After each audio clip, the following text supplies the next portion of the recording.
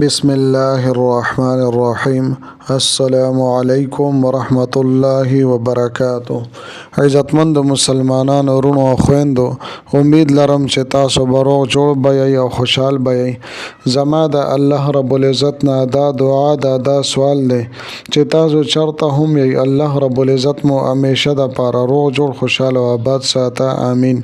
عزتمندو، نن د یوې نوې او خاص وظیفې سره زه ستاسو مخکې حاضر یم. نن درته محترمو د بسم الله الرحمن الرحیم ډیره خاص او لاجواب وظیفه بیانوم. ان شاء الله تعالی د دې خاص وظیفې په برکت سره او د الله جل شانه په فضل او کرم سره ستاسو تمام ناممکنه حاجات او د ستاسو ناممکنه مقاصد به الله جل شانه پوره کی، په شرط د دې چې جایز وي. په ژوند کې مو څه قسمه دعا وي او تاسو دا غواړئ چې الله جل شانه زما د دعا قبول کړي. محترمو، دا خاص او عظیم الشان وظیفه چې د بسم الله الرحمن الرحیم یو مختصره وظیفه ده، ان شاء الله تعالی چې په ژوند کې د څه قسمه مشکل ده، څه پریشانی ده او څه مصیبت کې گرفتاری، کریم رب دغه پریشانی، دغه مشکل او دغه مصیبت ختم کی او په ژوند کې به د الله جل شانه یو سکون او آرام را نازل کی. زما عزتمندو، د ویډیو شروع کېدو نه مخکې تاسو ټولو ناظرین او سامعین په خدمت کې دا درخواست ده، په اول ځل باندې مزما د چینل وزټ کړی وي او دا چینل ملا تر اوسه پورې سبسکرایب کړی نی، نو برای مهرباني دا چینل سبسکرایب کړئ. سبسکرایب سره خوا کې د ټاله والا نشان دی، دا تاسو کلیک کړئ او سلیکټ آل کړئ، د دې لپاره چې د هر راتلونکي ویډیو نوټیفیکیشن تاسو ته ملاويږي. ځکه چې زما عزتمندو، په دې چینل کې زه تاسو ته هر قسم مستند وظایف راوړم، هغه مستند وظایف چې ما ته خپل استادانو د هغې اجازت راکړې دی. د دې نه علاوه زما عزتمندو، ستاسو تعویضونه پکار وي، ستاسو نقوش پکار وي، نو ما سره زما په واتساپ نمبر باندې تاسو رابطه کولی شئ. محترمو، دا نننۍ وظیفه د بسم الله الرحمن الرحیم یو ډیره اثر کوونکې وظیفه ده. که چرته یو بنده دعاګانې غواړي او د دې بنده دعاګانې نه قبلېږي، مشکلاتو کې مبتلا یې، پریشانو کې مبتلا یې او دغه مشکلات او پریشانې نه ختمیږي، حاجات مو دي، مقاصد مو دي، لیکن دغه پوره کیږي نه،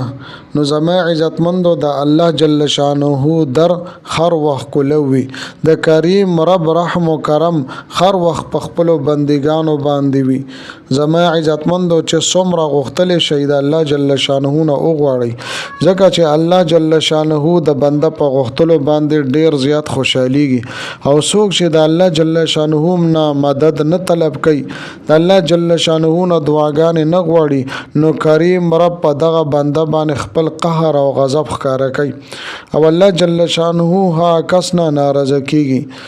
زما عزتمندو، الله رب العزت قرآن مجید کې خپل ارشاد فرمایي، ودعوني استجب لكم، زمانه دعاګانې وغواړئ زه به ستاسو دعاګانې قبلوم. نو محترمو، پکار دی چې مونږ د الله جل شانه نه غواړو او نا امیده کیږو نه. کله چې هم مونږ ته څه تکلیف ملو شي، پریشانی را تر ورسیږي، خفګان مصیبت کې راګیر شو، نو پکار دی چې مونږ الله جل شانه طرف ته متوجه شو، د الله رب العزت نه وغواړو، ځکه چې الله رب العزت د خپل بنده په غوښتلو باندې ډیر زیات خوشحالیږي. من لم يسأل الله يغضب عليه، څوک چې د الله نه سوال نه کوي، الله هغه باندې غوسه کیږي. نو زما عزتمندو، مونږ له پکار دی چې 15 واړه وخت منځونو پسې هم دعا په اهتمام سره غواړو، توجه ان کې ساري سره دغه رنګ د قرآن مجید تلاوت مونږ او تاسو کو، د حرامو نه مونږ او تاسو ځان ساتو، د ګناهونو نه ځان ساتو او 15 واړه وخت منځونه په پابندۍ سره کو. زما عزتمندو، الله رب العزت به زمونږ تمام مشکلات او مصائب حل کوي. زما محترمو، مونږ به اسباب استعمالو، خو د دې نتیجه او ریزلټ په الله تعالی تسپارو. و زما عزتمندو، راځم وظیفې طرف ته.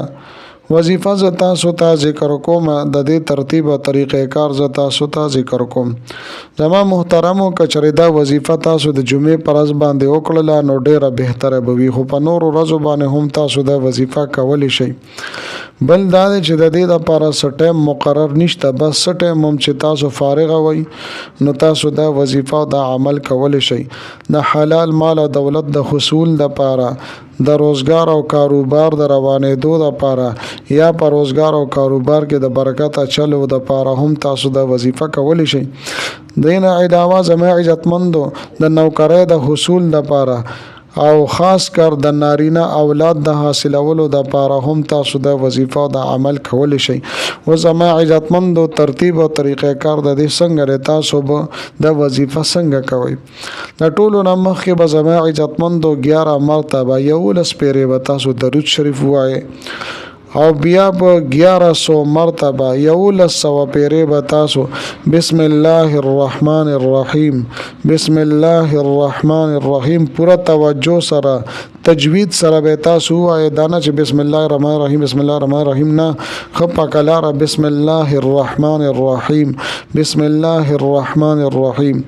د دینه پس و بیا 101 مرتبه یو پیری به تاسو وما کان ربک نسیا وما کان ربک نسیا وما کان ربک نسیا دا بوای او بیا په اخره کې بیا یو لس پیری 11 مرتبه به تاسو درود شریف وایي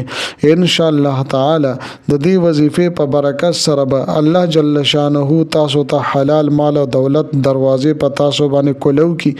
روزګار مونږه کاروبار مونږه الله رب العزت په بهترین ځای کې روزګار او کاروبار تاسو ته درکې یا د نوکرۍ کوشش کوئ